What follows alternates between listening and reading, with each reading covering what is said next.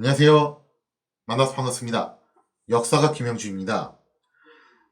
오늘은 이제 말도 많고 탈도 많은 드라마 조선 구마사에 대한 이야기를 한번 해볼까 하는데요. 드라마 내용 전체를 다 뭐 고증을 하기는 어렵고요. 사실 이게 엄밀히 말하면 판타지잖아요, 그죠? 그래서 판타지 픽션을 가지고서 뭐 고증이 이렇다 저렇다 그걸 갖다가 너무 깐깐하게 들이밀 필요는 개인적으로는 없다고 생각을 해요. 다만 여기서 좀 이제 문제되는 거 몇 가지가 있기는 있는데 그 중에서도 이제 하나만 좀 집어서 이야기를 해볼까 합니다. 저는 개인적으로 여기서 이제 가장 문제가 되는 부분을 이거라고 생각을 하는데, 아쉬운 부분은 이거예요. 그냥 픽션을 할 거면은 실존 인물들을 아예 넣지 않고 그냥 가상의 인물로 그렇게 하는 게 어땠을까라는 그런 생각도 개인적으로 좀 해봐요. 그게 원래 논란의 여지를 가장 줄일 수 있는 방법이라고 생각이 들거든요. 이 조선 구마사에서 굉장히 이제 중요한 핵심적인 인물 중 하나죠. 바로 태종. 그 태종 이방원에 대한 이야기를 조금 해볼까 하는데요. 제가 옛날에 이제 태종실록을 한참 이제 찍은 적도 있었죠. 거기서도 좀 많이 다뤄보긴 했는데, 아, 이 드라마 조선 구마사에서 태종은 이런 장면이 나와요. 태조 이성계의 환영을 본 다음에 순간적으로 정신줄을 놔가지고 죄 없는 사람들은 마구잡이로 살해하는 그런 장면들이 나오죠.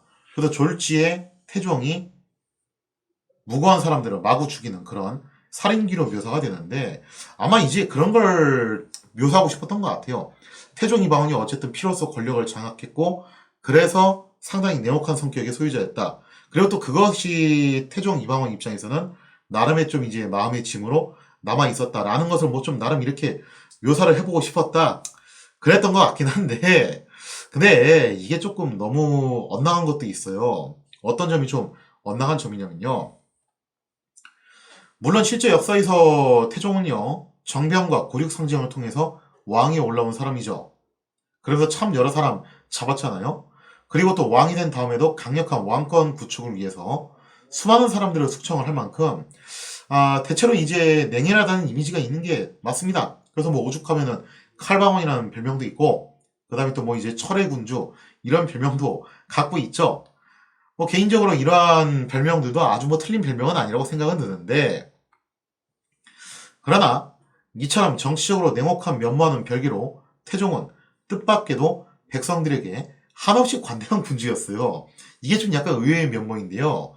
이게 태종만 그랬던 게 아니라 비슷한 시기에 살았던 명제국의 태조, 주원장, 이 사람도 인간 백정으로 소문이 날 정도로 신하들을 그렇게 많이 때려잡았던 말 그대로 피로써 권자를 지켰던 군주였거든요. 하지만 주원장도 일반 백성들한테 정말 한없이 관대했던 인물이라는 거죠. 태종도 마찬가지였습니다.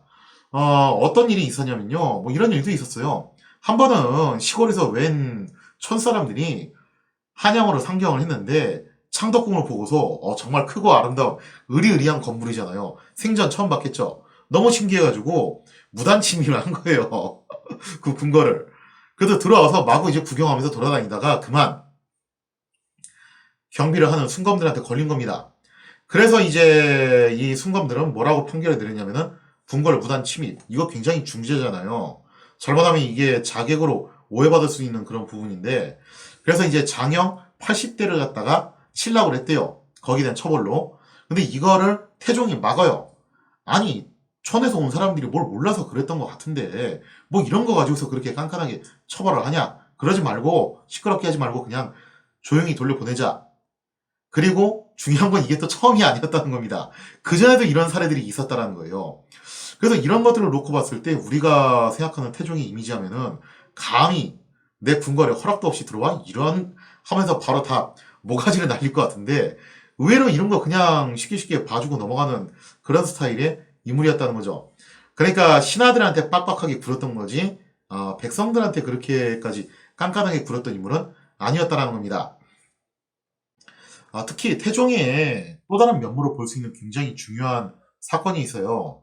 한 번은 이제 태종 집권기에 굉장히 큰 사고가 하나 터지게 되죠. 조선시대 세금은 조은선을 통해서 수로로 주로 이제 운반을 했습니다.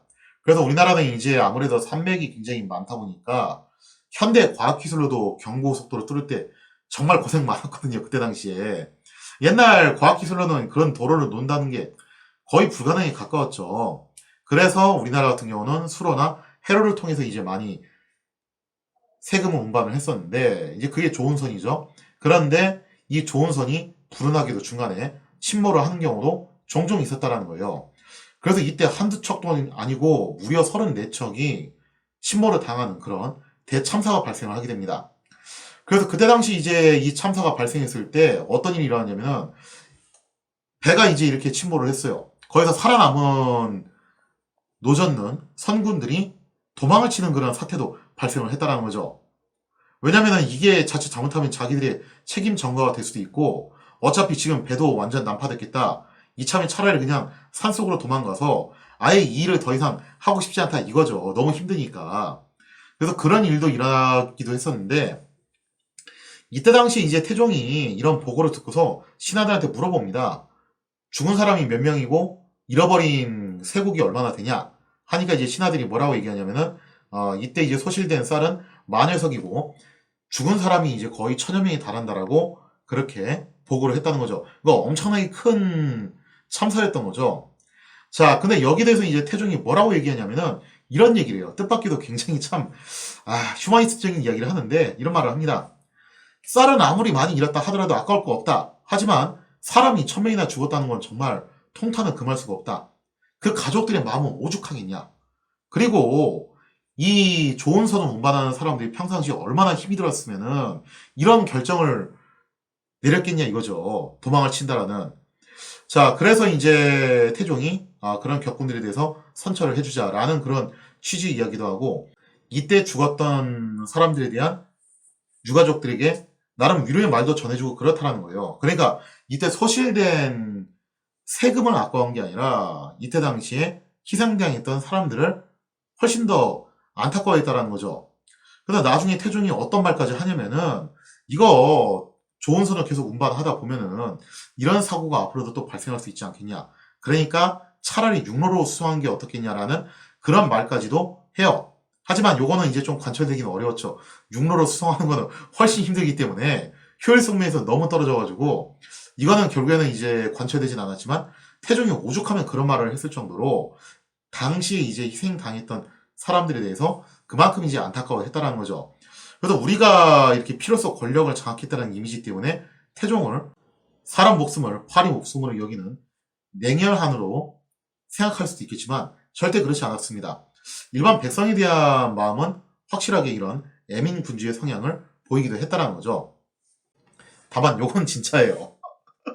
태종이 부엉이를 정말로 무서워하긴 했습니다. 이 부엉이 공포증이 된 기록은 실제로 실록에 나오는데 뭐 그걸 매개체로 작가적인 상상력을 발휘해서 판타지 소설을 쓴다 까지는 좋은데 만약에 그렇게 했을 거면은 태종이란 그런 왕으로 쓰지 말고 아예 그냥 가상의 왕으로 그냥 하던가 물론 아는 사람은 알죠 저거 태종이라는 거 그러던가 아니면은 태종을 그렇게 중심으로 놓고 보지 말고 태종이랑 충녕대군 이런 분들을 중심으로 놓고 보지 말고 아싸리 그냥 가상의 제3의 인물을 만들어가지고 그 사람을 갖다 주인공으로 삼던가 하는 게 어땠을까 하는 게 좀 개인적인 아쉬움입니다. 그래서 그냥 그렇게 했으면 아예 판타지 영역으로 넘어가서 그냥 자유롭게 뭘 쓰던지 간에 마음대로 해도 되는데 이걸 갖다가 좀 무리하게 욕심을 부려서 그랬는지 실존 인물로 엮어서 한다는 것은요 당연히 오해의 소지가 있고 자칫 잘못하면 역사 왜곡으로 번질 그런 소지가 있는 거죠. 그래서 앞으로는 좀 이런 것들을 갖다 우리가 좀 주의 깊게 살펴보고 좀 조심하는 자세를 가지는 게 어떨까 개인적으로 좀 그런 생각을 해봅니다. 자 이렇게 해서 조선 구마사에 나오는 태종 그 태종이 실제로 어떠한 성향을 가진 인물이었는가 거기에 대한 이야기를 짤막하게 다뤄봤습니다. 감사합니다.